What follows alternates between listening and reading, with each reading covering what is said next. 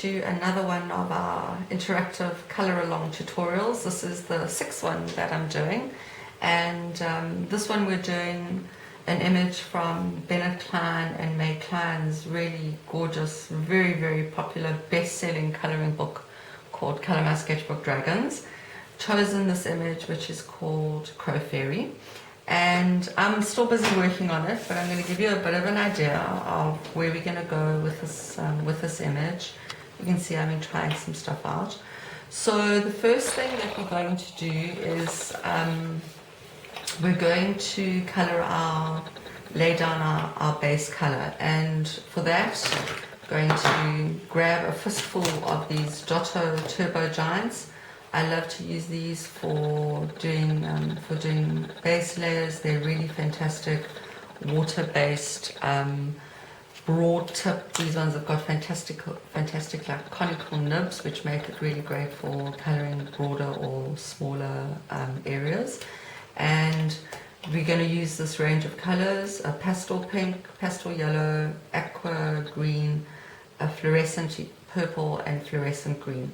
So I'm going to get started and add in some of the areas as we go along. Alright, sorry, I'm just gathering my thoughts. So I'm going to start with the aqua, starting at the top and working my way down with them. Starting from the top, working the way down, we're going to draw the colors. So with the markers, a couple of pointers for coloring with markers. The best is if you can do a single pass. So in other words, what I mean by that is try not to have to color over the same area twice. It does start to streak and leave marks. And the second thing with coloring with markers is to try and do it as quickly as possible and with a bit of confidence. So if you want to give this a practice before you do your picture, by all means go ahead and do that. I also like, when I'm doing my marker layer, to kind of leave a little bit of space around the edges. So I don't necessarily color from line to line. I leave a bit of space, and we use that space for the next stage that we're going to do, which is outlining, and also for adding in fabulous touches of color. So if there are bits like spots or patches of white that you don't manage to color with the marker, don't worry, that's really great. The only thing that I'm not going to do right now is I'm not going to do these crystals. I'm going to do this as a completely separate video all on its own. So here we go, getting started. We're going to do this area. As you can see, I'm just coloring in, not particularly perfectly or exact or precise, just kind of putting some color in the area where we're going to color. So that's that first section over there.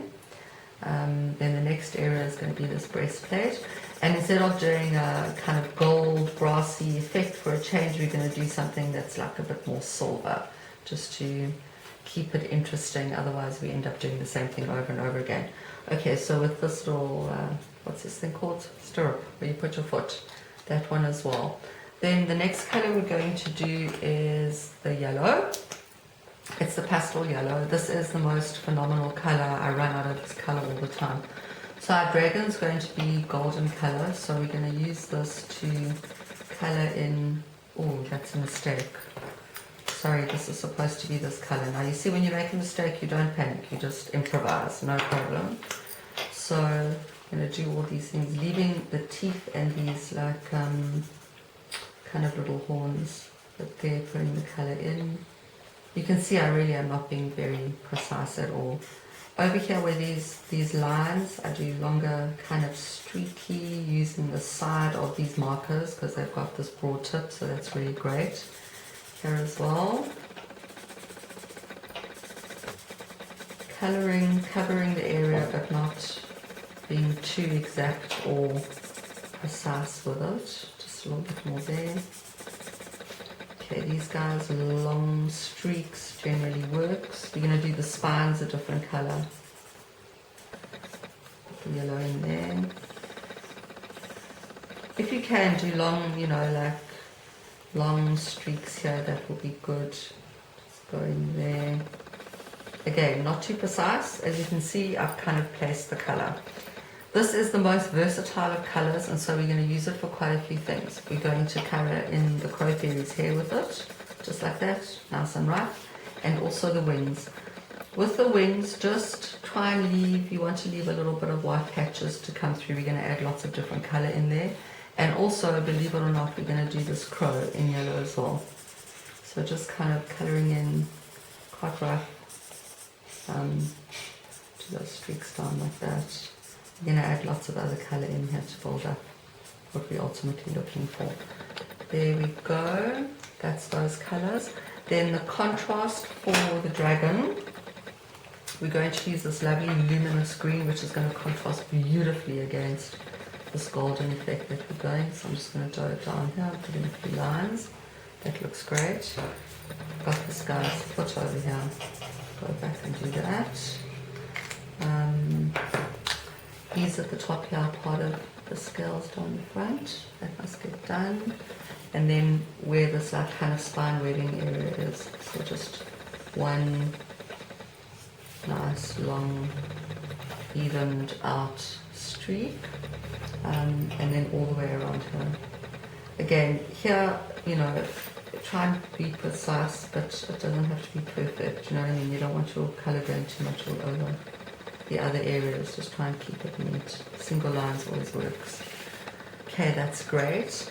I've just realized that there is something I forgot to tell you. So for all the leather bits, we're going to use this pastel orange color. It works really nicely as a base for leather. So that's great. These pieces as well. So let me just put this closer so you can see what I'm doing. All the bits and bobs, the straps, this little tiny piece here as well. Okay, and then there is one other color that we need to do as well, is on the, what is this, like kind of the blanket that or the saddle piece that we're going to do.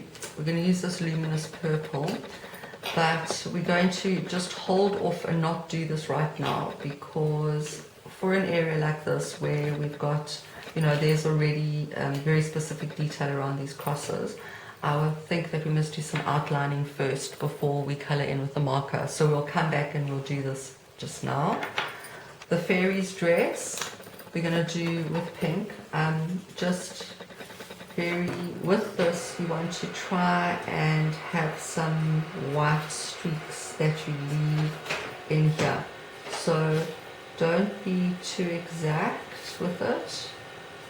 Try not to get too much overlap, but please just try and leave in some of these white streaks. We're going to work into them and we're going to do something really fantastic and magical with them.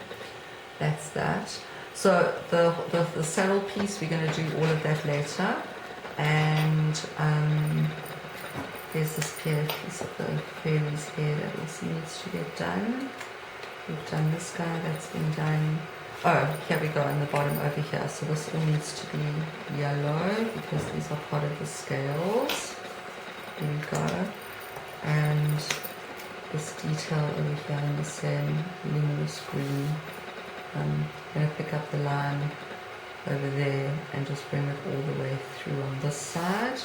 And then also from here over here, so it gives us a nice contrast. And we'll work into this a little bit, just a little bit. That looks great for now.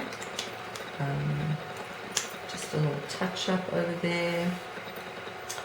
With the outlining, with the markers, it's actually quite a forgiving process in a lot of ways, because you can do it quickly. We've left all these white spaces in specially, so you don't have to be too perfect or exact with it. And as you can see, without us even doing too much, we've already got a kind of a direction that that the image is going in.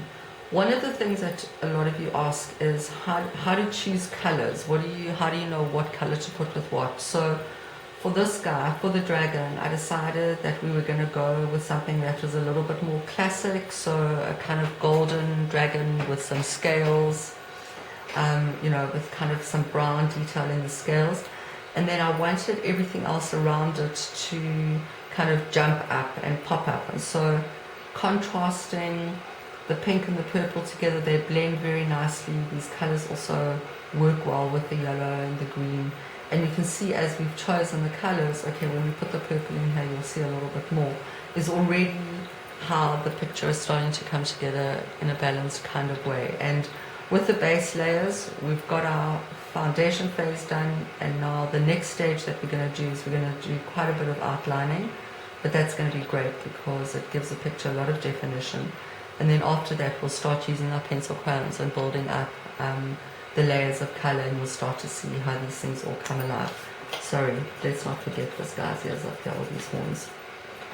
So there we go, that's the end of video 1. And if you aren't using marker pens, just use pencil crayons. Don't panic, don't freak out, don't rush out and go and get some.